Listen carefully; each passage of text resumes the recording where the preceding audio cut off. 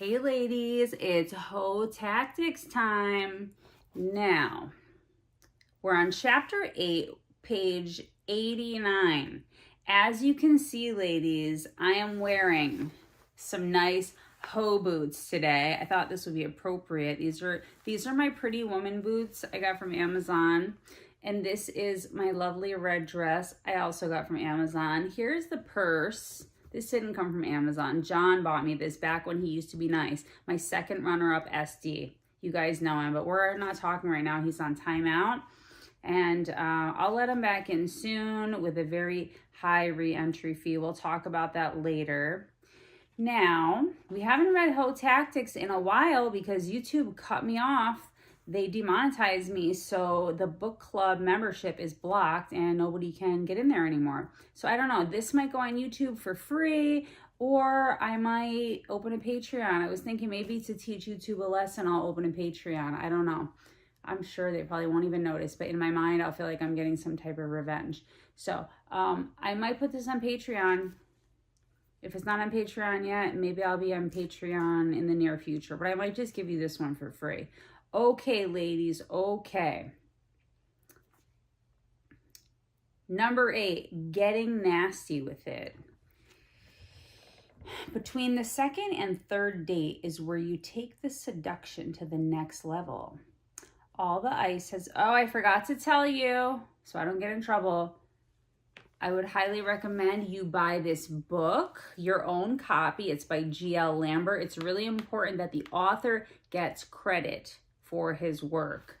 It would be illegal for me just to read his pages straight through like an audiobook. So I have no choice but to give a lot of commentary. That's the only way I can legally read his book. So expect there to be a lot of commentary. All right. Between the second and third date is where you take the seduction to the next level.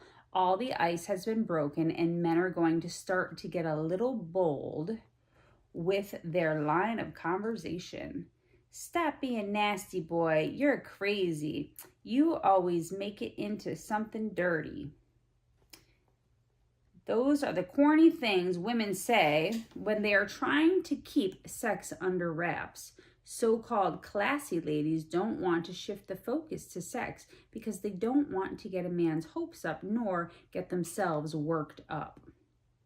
They want to keep the image of themselves that screams, respect me. Hoes don't play in that league. They know that men claim to be disgusted by freaky behavior.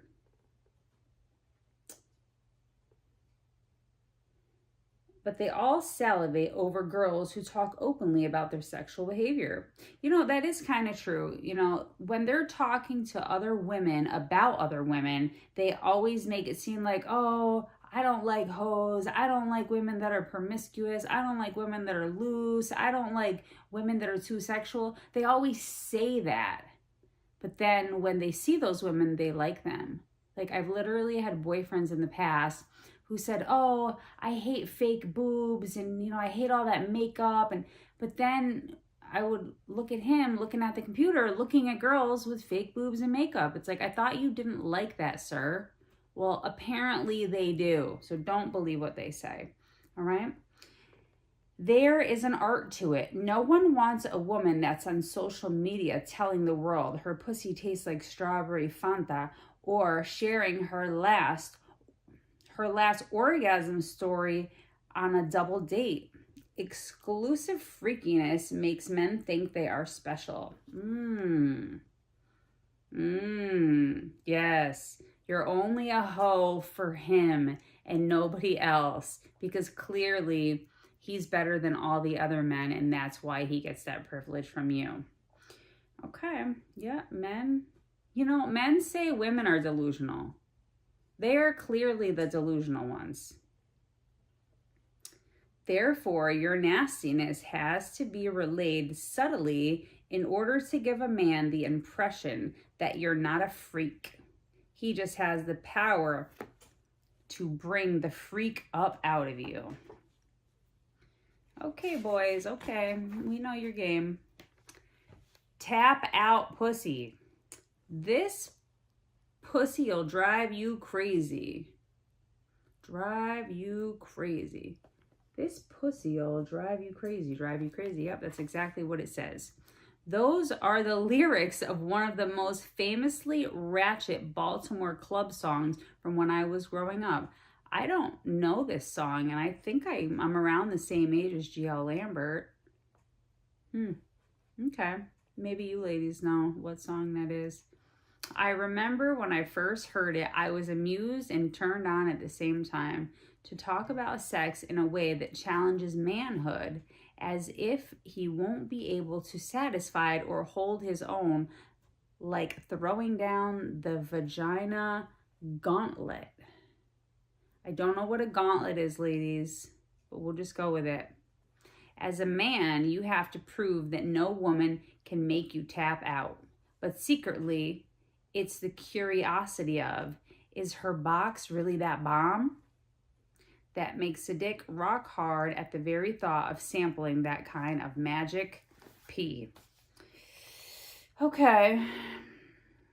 And you know what's so funny is all the pees in the world do the same thing. They're pretty similar. Some are a little deeper, more shallow. Some are a little wider, a little more narrow. But it's not that big of a difference. It's not that big of a difference. What matters is the person who's attached to it and how they're acting. If she has a very nicely constructed pee, but she's like a dead fish in the bed, it's not going to matter so much. She may have a pee that's not nicely constructed. Maybe it's the wrong shape, or, you know, she had 25 kids or something like that. But if she acts very interested in what they're doing, then all of a sudden she's amazing. So it's funny how a lot of people don't seem to realize that. Hoe appeal isn't merely new pee appeal. Every woman who a man hasn't had sex with has new pee appeal, but that doesn't drive a man crazy. Hoes can keep sexual interest where other women are just dismissed as cock teases. Because they don't say no to sex, they say, you're not ready. Ooh, that's a good one. Don't say no. Don't tell men no. Say, you're not ready for all this, baby. You're not ready for me. Ooh, I love it. I love it. That's really clever. Women looking for relationships treat sex like the elephant in the room because they think sex lowers a man's opinion. Hoes embrace sex talk because sex doesn't lower a man's opinion. It keeps his interest. It does. And it can lower his opinion. It can do both. It can do both depending on what kind of man he is and what kind of thoughts he has about sex. And I mean, the more low-minded the man, the more he thinks that a woman's value lowers, the more she has sex. That's usually poverty men. And I'm going to keep talking about this in all my videos whenever it comes up. Poverty consciousness, people that are in poverty have these types of beliefs. They have lots of beliefs, and this is like one of the top 10 beliefs, that somehow a woman's value is lowered by having sex.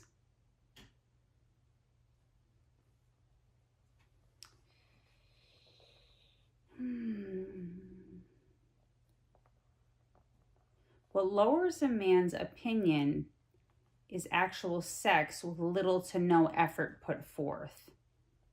I agree with that. If he gets to have sex with a woman without having to do anything for it, then he judges her like, why was it that easy? Oh, she must not think much of herself. And then when you make him work hard for it, he will complain. He will complain a lot. Most men will complain. Oh, why do I have to do all that? Oh, none of the other women make me do that. Like, they'll try to get you to lower your value, but it's just part of the game.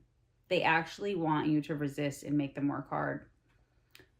Talk privately about how you want to ride his face, how good your pee tastes, or I am definitely getting kicked off YouTube with this chapter, or how only one man has ever made you squirt. And it will have him all ears. Even when you pull away from that second date kiss, he'll still stick around because he remains intrigued. Even when you go days without seeing him, he'll still reach out because his imagination is running wild at what lays between your legs. All you need to do is fan the flames between these two dates, and he'll remain in lust. Other women break under pressure. They fall for tricks like, let's be exclusive, and give it up, shattering that fantasy and losing all power. Yeah, that's true. A lot of men play that trick. They will tell you they're really into you and they want to be in a relationship just to get you to do it because they know that's all it takes is freaking empty words. Like, he could say that to 10 women a week. They're just words. Ladies, don't fall for just words. Get something tangible. Get a purse, get a ring, get a car, get a house, get a marriage certificate. You get to decide what the cost of entry is. You could make it high, you can make it low, you can make it somewhere in the middle. It depends on what you want. Or you can just pretend you're going to give it to him and never give it to him and go for the most. Go for the most. You can make a game out of it. Go for the most, and you can literally have men waiting years for you. And the more they invest, the longer they invest, the more you make them do for you. In the end, those are the ones that are actually going to love you. Because that's how men fall in love. They fall in love by how much they have to do to access you. Why? Because it makes them feel like a champion. Because in their mind, they finally had to work hard for something. They conquered something. They had to, go through all these hard times and do all these challenging things to get this prize. And the longer you make him wait and the harder you make him work for it, the more of a prize he thinks you must be. So by valuing yourself, he eventually learns to value you too because he's forced into valuing you. And not every guy is going to hang around for this. You have to understand, lots of guys will walk away very quickly once they realize that you're going to make them try hard. A lot of men just only want what's quick and easy. You don't really want those kind of guys anyway. A lot of guys, most of the guys are going to hang around for a little while, and when they realize you're too difficult, they will leave. So you cannot be offended by this. You can't think that it's because, you're not pretty enough or you're not special enough. You can't think that. You cannot think that about yourself. It's nothing about you. It's everything about him. A lot of guys are just so in their feminine that they don't have enough masculinity to keep trying. Continuing to try and chase and work on something and pursue is a very, very masculine trait. A lot of men don't have that amount of masculinity in them. And you could literally be Madonna or Mariah Carey or some other celebrity, and he wouldn't do it for her either because he doesn't have enough masculinity inside of him. Okay, I said Madonna and Mariah Carey. Then I was going to say Whitney Houston, but I'm like, I'm only naming people from a long time ago. Yes, you guys can tell that I'm in my 40s. Like, I don't even know any of the younger celebrity people's names. Yeah, I can't really think of any because my head is still trapped back in the 80s and the 90s. Okay. So where were we? Hoes know that being nasty yet unattainable puts a man on a string which she puppeteers. Your P is Floyd Mayweather. It's humiliated all challenges, and you don't want to waste your championship coochie on a Manny Pacquiao. I don't know who this person is. Manny Pacquiao? I don't know. You're not just talking shit. You've asked him about his D game. You felt on his crotch. Okay, I'm changing some words here because there's a lot of foul language in this book. And you've dirty danced against him and felt that poke, yet you're not convinced he's ready. That's the internal motivation you use when you talk about Smex.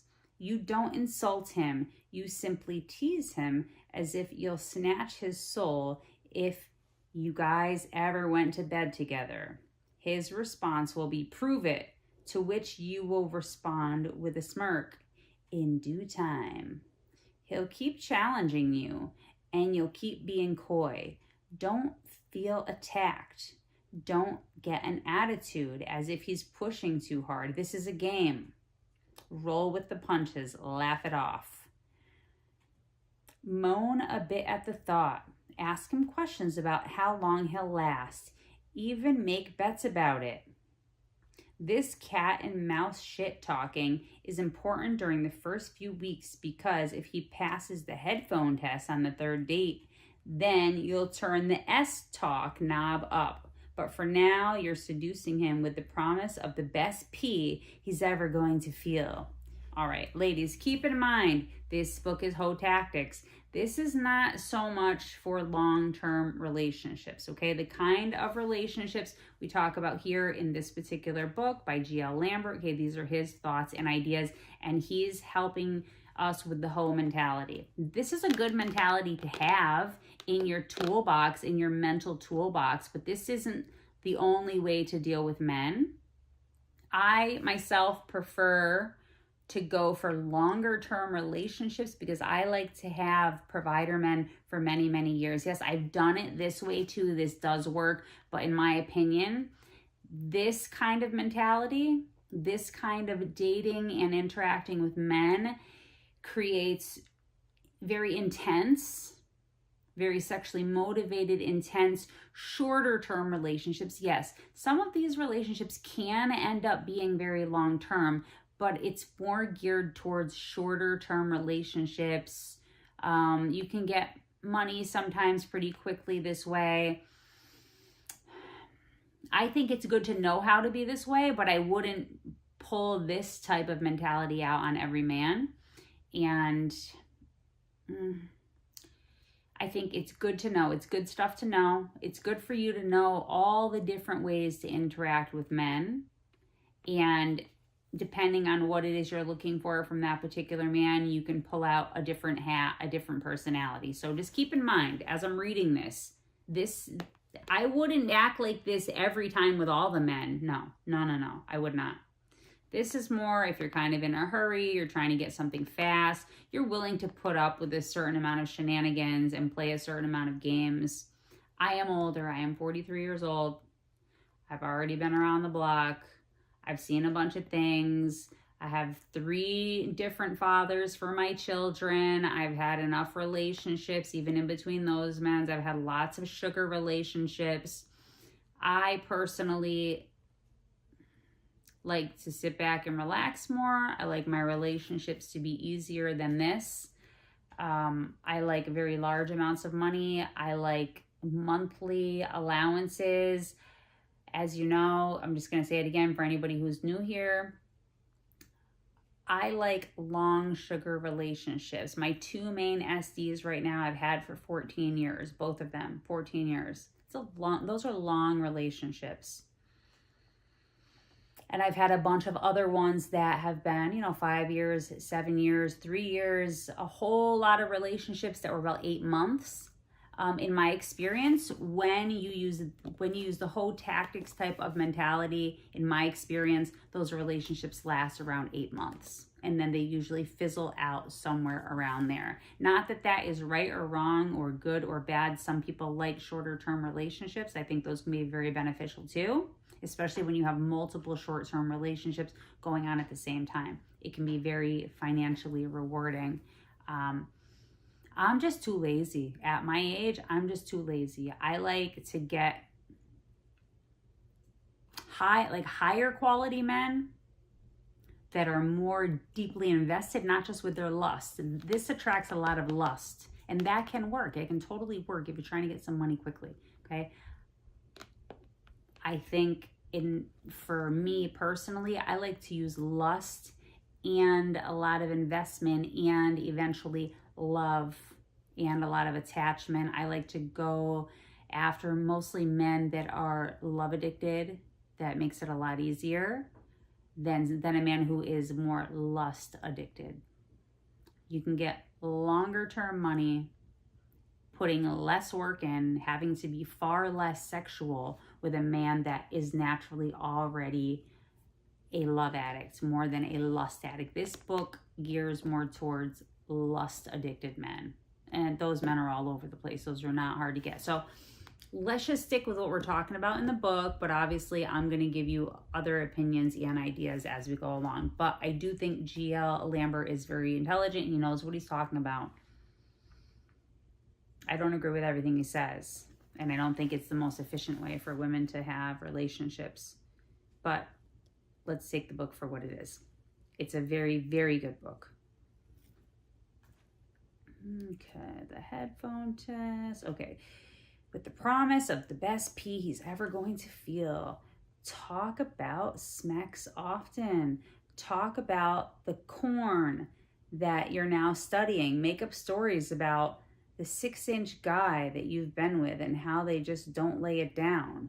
Make it sound organic and let him ask you first. Don't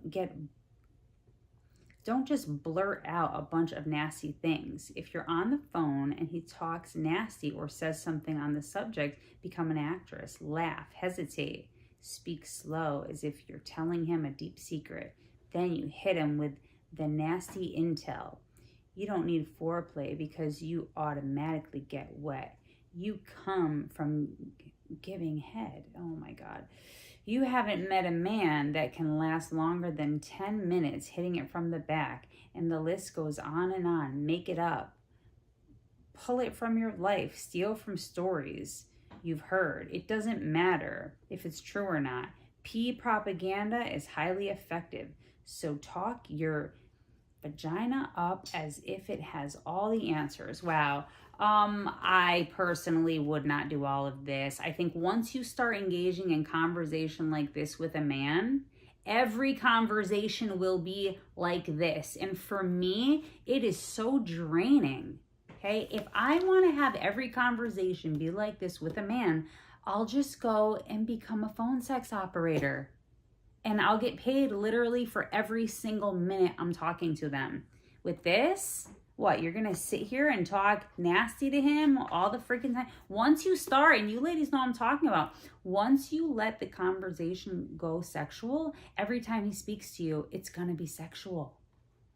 And then you're just going to be this freaking free sexual entertainment until he starts coughing up the cash. And we all know how these kind of relationships work. You don't always get paid. It's a risk you have to take. Sometimes you may work on a man for like a few dates and you end up not getting anything from him, or something that is not worth the effort you put in. Okay, I'm not loving everything I'm reading right now. I personally would not say all that stuff to him. My God, please. Please, please, please. Especially like before he's even supporting me financially, before he's being financially supportive and contributing to my life. I may say some things that are like a little more subtle, but this is very, very blunt and very, very bold. I wouldn't think it's worth it. This sounds a little bit desperate to me, honestly. I think there's a better way. And, men that are being so overtly, verbally sexual, it shows a certain class of man.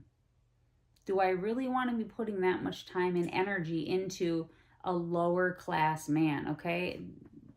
The men he describes in these books don't seem very affluent to me. They don't. These are like, I don't know, like younger guys, probably in their 30s, probably, I don't know, in like Atlanta or something like that. It just, I don't know. That wouldn't be where I'd be fishing. I'd be fishing in a different pond. And higher caliber men, yes, they do like when women talk nasty and all that. Of course they do. But in the end, they're going to end up giving more to the woman who held off on the nasty talk and gave it a little later. Okay? That's in my opinion. Yes, they'll let women talk nasty with them, but, you know, maybe he'll pay for her to get her hair done or get her nails done. He's not going to buy her a very expensive bag. I mean, he might, but there are classy women in his field too that he's going on dates with. I personally think if you act classier, you're going to get more. But sometimes if you need something really, really fast, you need to go for a lower class guy and, you know, get the cash you need quickly. So it's not bad. Just there's different needs for different people at different times of life. Sometimes you might want to be classy with certain guys on your roster because those are the guys you're looking at for long term for bigger amounts of money. And then you may have a few less classy men who you're more raunchy with, and you get probably smaller amounts of money, but you get it more quickly. So in some situations, depending on where the woman is financially, she may need a mix of men on her roster, and she's going to dress and act and speak differently with different men. But I think that's really only in the beginning, because once you've been building your roster for a long time, you'll start to slowly get rid of the less classy guys because you just simply won't have time for them because you're more affluent, wealthier, more civilized, more gentlemanly, romantic kind of men, okay? There's like, you know, the raunchier kind of guys and there's the more romantic guys. That's why I say I like love addicts more than I like lust addicts. Once you have enough men on your roster that are more of the romantic type, you can start ignoring the raunchier guys because you'll have a whole bunch of men that are, I mean, there's only 7 days in a week. There's only 24 hours in a day. You can only fit so many men into your life. So you don't need all the men. You just need a handful of like really good ones.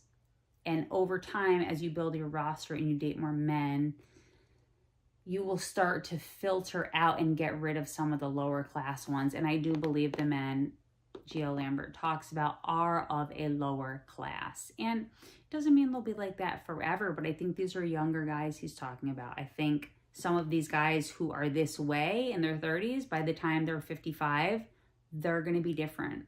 That happens a lot with men. They mature, they change, they start to value different types of conversations in women they date, different types of interaction.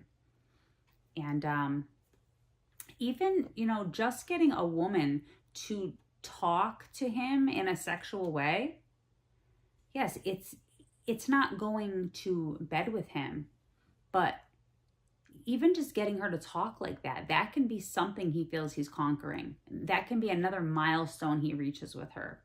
Okay? So just keep that in mind. But again, this is the whole tactics book. The skills he teaches in this book, it's like about getting men quickly and getting to the bag quickly, even if it means you're going to get a smaller bag from him. Some men only have small bags to give. Some men have big and small bags to give, and they have certain women they'll give the big bags to, and certain women they're only going to give a small bag to. And I know that for sure because, okay, let's talk about my main SD. He gives me the big bag, and he gives his ex-wife the big bag because he's paying alimony payments to her. He gives me the same amount of money he gives his ex-wife in alimony. Neither one of us go to bed with him. At one point years ago, I caught him cheating on me. Okay, we used to be fiancés. He's just my sugar daddy now. I've downgraded him to sugar daddy, okay, for certain reasons because he clearly cannot handle a real relationship because he decided to go and cheat. That's a clear indication to me he can't handle a real relationship. So anyway, now he's just my sugar daddy. But back to what I was saying. He gives me a big bag financially, and he gives his ex-wife a big bag financially. Neither one of us go to bed with him.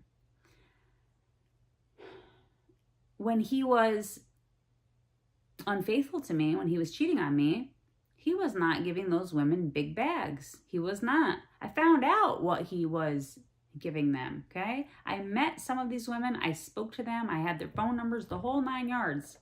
And he was giving them obscenely small amounts of money. Why? He put them in a different category. Those were his hoes that were doing hoe tactic stuff. And I felt really bad. There was this one that I met. He would only give her $100, and she did all kinds of stuff with him, all kinds of stuff. Okay, I actually met her.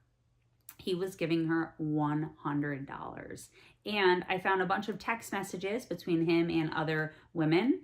And in the text messages, they would talk about money. So I knew what he was contributing to them financially. And it's nowhere near what he gives me. He was giving them 100, 200, 250, 300, 400. It really didn't go over $400. These women were doing way more for him than he was getting from me. And he was giving them, he was lowballing them. There was one girl, okay, this is kind of weird. He gave her $61. Not lying. Not 60, 61. In the text messages, he said that's all he had on him today was $61. And she came by and she got the $61 from him. I was like, oh my God. But he had them in the hoe category. So yes, he was giving them money consistently, but it was very small amounts. And then he was giving me and his ex-wife thousands and thousands and thousands and thousands, and houses and cars and things like that. So keep it in mind. And I am sure I've been in situations where a man had me categorized just as a hoe, and he was giving me small amounts, and he probably had another woman he was giving way more money to. In fact, I do know for sure that has happened to me. I remember, oh my God, back when I was like 24, 25, there was this Italian guy. He was my sugar daddy. And it used to piss me off. He would show me pictures and videos in his phone of him with some girlfriend he had who wasn't really, prettier than me. I mean, she looked like, similar enough. She wasn't visibly better than me, but the way she interacted with him and the way she carried herself and the way she valued herself must have been better than me.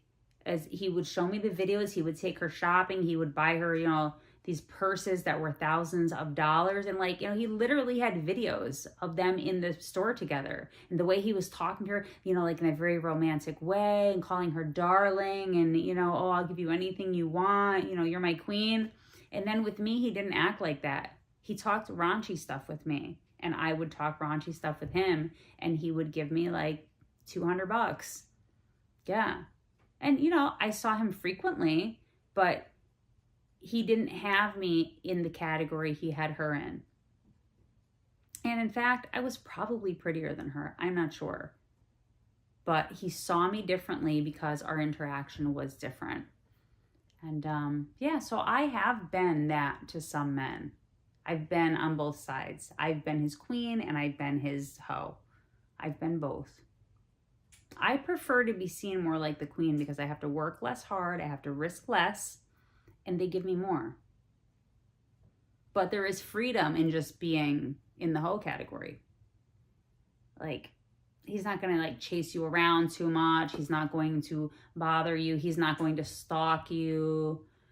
If you want to block him for 3 months and just not talk to him, you have the freedom and you can have as many men as you want. And he's not going to get jealous really. I mean, not usually. If you're his hoe for a super long time and somehow he gets attached to you, that can be a different story. That can happen too. But yeah, I've experienced both of these. I don't love the way GL is telling people to do it. It is a way to do it. It is a way to do it. But I think as you build your roster and you learn to value yourself more and you learn more about male psychology, you'll naturally transition over and go more to the queen, goddess, princess side than the hoe side. And you'll just get better men, you'll attract better men. And if you already did have some better men on your roster that just weren't treating you better, as your value increases, some of these men will stick around and they will start to change. They will start to see you as more high value than you originally showed yourself as. That has happened to me with my second runner-up, SD John. When I first met him, he used to only give me $300. It's been 14 years now. Now he's literally up to this past year. He's given me almost $200,000 in less than a year, just in 2025. I think it was like around 170 total. No, more than that actually. Yeah, somewhere around 200,000. I'd really have to think about it. Between my surgeries and my car and the cash he's given me. Yeah, it's somewhere around 200K. And I don't even go to bed with him. We do not even have a sexual relationship. Okay, when I first met him, years and years ago, I used to give him a lot more and he gave me a lot less. And I've been leveling up throughout the years. I've been working on my psychology, on my addictions, on my health, on my mental well-being, on, building my wealth, just everything. I've been doing inner child work and I've been healing all areas of my life and working on myself. And as I've been doing that, we've gotten into a lot of financial fights because as I started working on myself, I realized I deserved more and then I would ask for more and then he wouldn't want to give it to me. And we've been around and round and round for 14 years. But he keeps coming back, ladies. He keeps coming back even though my price keeps increasing. He keeps coming back and gives me more and I give him less and he still keeps coming back. So sometimes you will meet a man who will originally have you in the hoe category and you will slowly climb into queen category. But the trick is you have to be willing to lose him. This whole entire time, I've been willing to lose John and he knows that vibe. And in fact, I've lost him a bunch of times. I've kicked him out of my life for several months at a time because I was just completely done. I'm like, if you don't want to give me what I know I'm worth, get out of my life. Get out of here so there's more space for another man who will. And of course, he always thought I was bluffing. And guess what? I would wait longer than he could wait. And then he would always come back and be like, okay, here, you can have what you wanted. But you have to actually be willing to lose them, because if you're not willing to lose them, you will call him back first. And he will say, got her. She was bluffing. She's not really high value, because if she was, she wouldn't be calling me first. Okay? Oh, that's my Love Addicts Anonymous meeting. I'm going to have to go. Let me see. Where did I? Oh, let me see. Maybe I can do one more page. Oh, God, please, GL. The secret of phone smacks. An honest person knows how to have phone smacks. If you're a woman that tells me she doesn't know what to say, how to initiate it, or how to get a man off verbally, then you're a liar. Ladies, honestly, I don't think that's a liar. I think some people don't know how to do it. Even to this day, I'm uncomfortable with that. It makes me feel weird. And I don't really, I guess I could come up with some stuff to say, but it wouldn't be natural. I mean, if I have enough drinks in me, I guess so, but yeah. All right. Well, let's hear what he has to say. You're lying to me and you're lying to yourself. I don't care how shy or introverted you are. You know what turns you on. Yeah, that's the problem. If I were going to sit there and have phone smacks and I'm talking about stuff that turns me on, I'm going to be talking about, I want you to put a ring on my finger, and I want to, have a long walk on the beach, and I want you to be completely monogamous to me for the rest of your life, and I want to, live in a cottage in the woods. Like, that would be my phone smacks. That would be what turns me on. Some men want to hear that. That's why I like men that are love addicts. They would actually get hard hearing that kind of stuff. But if we're talking about lust addicts here, I'm sorry, I'm not going to give him a very entertaining talk. I can go and see something online and, I'll listen to another woman and I'll just copy her, but it'll be so fake.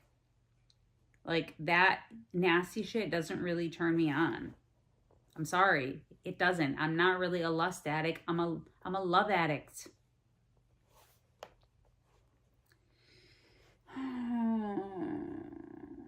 You know what's made you moist in the past. Yeah, love stuff makes me moist in the past. Now love stuff doesn't even really do that for me, because I know when men are showing me all that love and romance, it's usually a fucking lie. He's usually lying just to get in my pants. I'm 43 years old. It takes a lot to get me moist. For God's sakes. It'd probably take me a freaking hormone patch to get me moist. You know what you want to hear a man say, feel, and do. And most importantly, what you want to do to a man to excite yourself. Oh boy. You know how to have phone smacks, but you're afraid to say those things to a relative stranger. Phone smacks is hard because it forces you to open up about the most secretive thing you can ever talk about, sexual desire. You may be into some nasty shish that will be judged. You may be into some boring shish that will be judged. Yes, I'm into boring shit. Love is boring for people. The reason you struggle is that you're afraid to be judged on that level or to be thought of as impure. Hoes have phone smacks down to a science because they don't give a F about what comes out of their mouth. They have no reason to fake modesty, and they don't understand that to know what makes a man tick sexually is to control him mentally. Yeah, that's true. Phone smacks in a normal relationship should be beneficial for both parties, not all about a man trying to relieve his stress. However, when you're seducing a trick, you want to steal from the playbook of an old school prostitute and be his fantasy for those 20 minutes that he lasts. Girl, if you're doing all this, I hope he has already started paying your bills. Oh my word. This better not be to eventually get something from him. Jeez Louise. Think back to the previous hoe example and how Maria picked a time to talk to her Mark. Carve out a spot and make him reserve it for you. Don't get pushed into the role of the basica that waits for a man to call at random times. You aren't his girlfriend, you're his fantasy. So he'll accommodate your schedule if you train him right. No, that's true. I agree with that. We'll talk about setting a call schedule more in depth later. But for the purpose of phone smacks, be sure you have access to him at night when he's alone. How do you initiate phone smacks? You can't come out and say, my pee is so wet right now while you're in the middle of talking to him about how bad the traffic was this morning. You have to get into being nasty. Like everything a hoe does, you have to guide him to that point, not wait for an opening. That's a good point. Guide him to the point. Don't wait for the opening. Yeah, because then you're more in control when it's you deciding when it's all going to happen. That's the same thing with smacks too. When you're going to have smacks with somebody, I would say you should be the one guiding him to the point. Like, first you need to decide you actually want to do it with this person, and then you plan it out, and then you guide him to that point. But while you're guiding him, you have to make it look like it's his idea. So it has to be subtle. Okay, but we'll talk about that later. Have your game plan already formed. You're going to small talk, then bring it to how you miss him. Drop an inside joke about the last date you went on. Remember, never have phone smacks until after date 2. It's a reward for a great evening out, and bring up something sexual that happened. That last kiss was everything. Now go into detail about how it felt. Bait him into using his low voice, and then tell him another place he can kiss. Okay, that's a good idea. Now you're rolling. You made bullshit chit-chat into a sexual fantasy by directing him exactly where you wanted him to go. From there, he's going to show you how he gets down. Some men are aggressive, other men like to be led. You have to test the waters and play it by ear to see which side he falls on. The last time I had phone smacks, it wasn't for the pleasantries. I told her to get her vibrator, and let's just go for it. There have been other times when I wasn't sure if that girl was going to be down, so I beat around the bush and kept seeing how far I could push it by asking about basic shish like what she was wearing, where her hands were, etc. Every man will vary, and some guys will not want to cross that line, so make it easy and be the initiator. This is his fantasy, so start by asking what he wants you to do to him. Of course, he's going to say something dumb like, do whatever. So go for the D. Talking about sucking D is the golden goose that will always deliver. Even if you're not the type that enjoys head, immerse yourself in that role. You're going to describe that D in your mouth. Beg for his stuff. Ask permission like a dirty whore. If you can lick his, oh my God, I cannot believe I'm saying these words out loud. This is so disgusting. If you can lick his testes, he will gobble it up. He will gobble it up and beat off with a fury by this point. So embarrassing. So embarrassing for the guy. My God, I'm embarrassed for him right now. From there, you can easily get him open and ask if he can turn you out. This would make him want to get aggressive and start living out his fantasies, such as a girl on girl, choking, tit effing, facials, eating, It will all come out because he's trying to get you to moan and come just as much. That's my meeting for me. Just as much as you're trying to get him off. He'll demand that you call him daddy or master, or want to repeat the dirty things he's saying. That daddy shit, I do not like that. That is a sign of a PDF file. I don't like that. That's not nice. Wherever he is trying to take you sexually, don't fight it. Simply follow along as if these things are about to make you get off as well. The fantasy of phone smacks is double-barreled. You're maintaining a fantasy F session, and then you're in the real world feeling on yourself, or so he thinks, which makes him interested on 2 levels.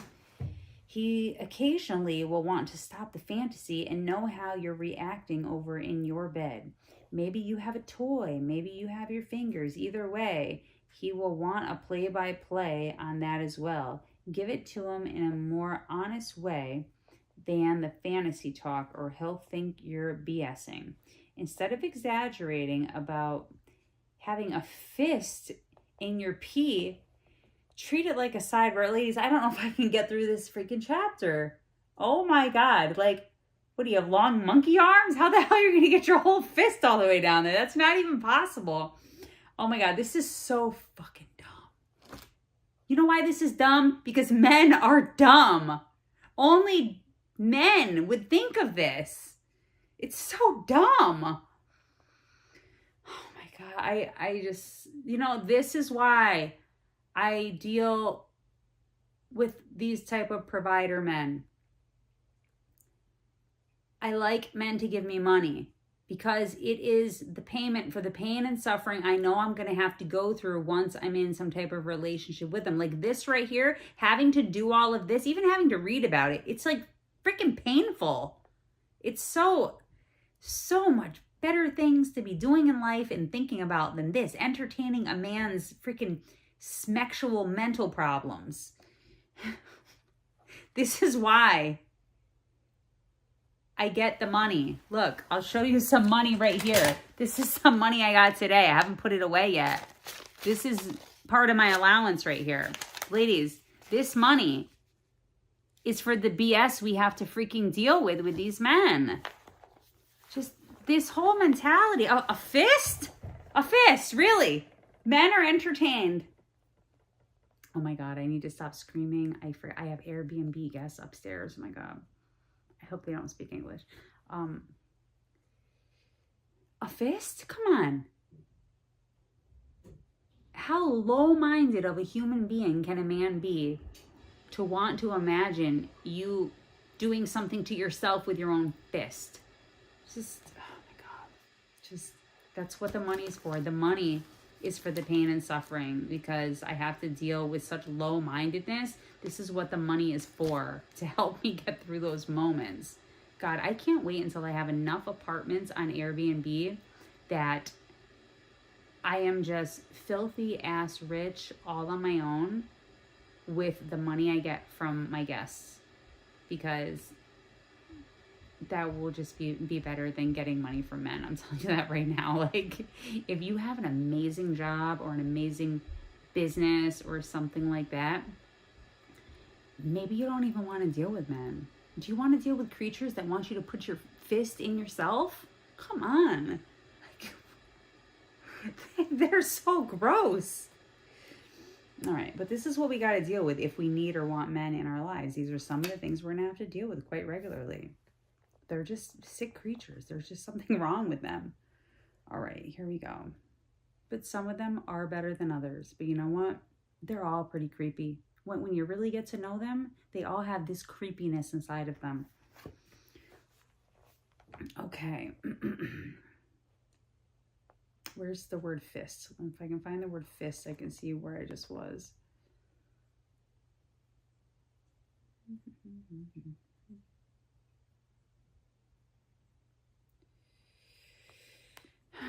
Just give me a second. I'm just in shock right now, okay?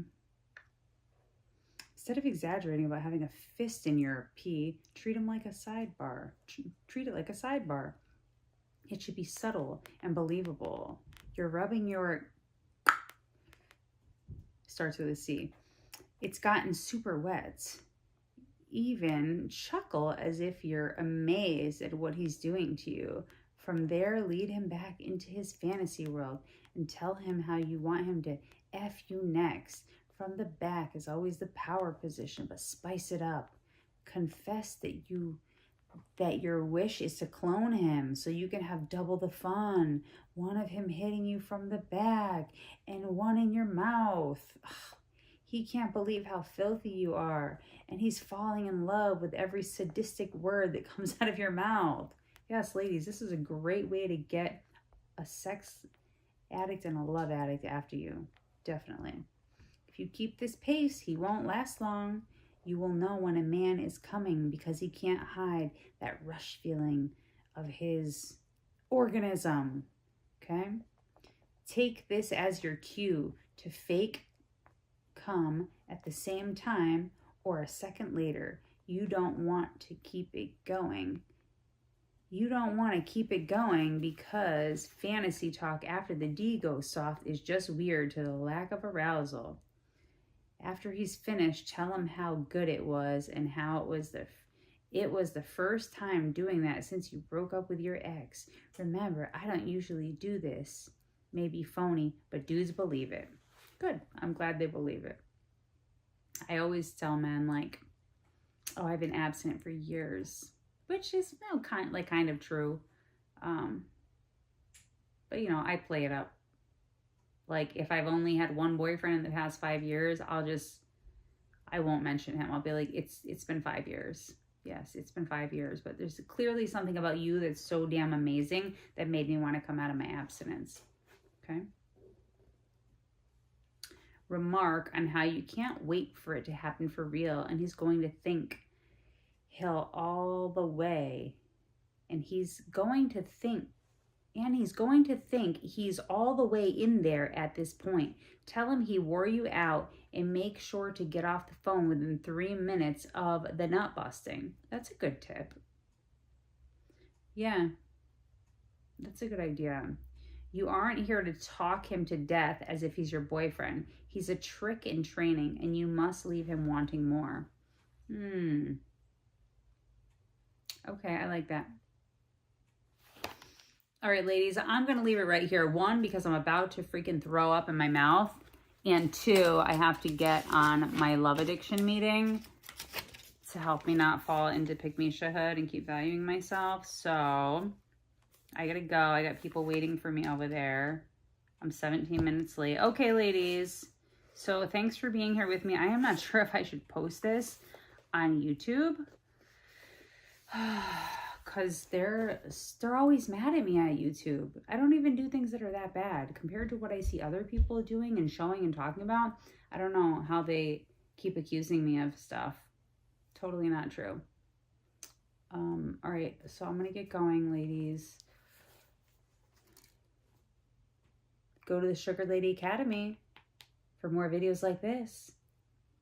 There is a 50% off coupon right now for Black Friday. Ugh.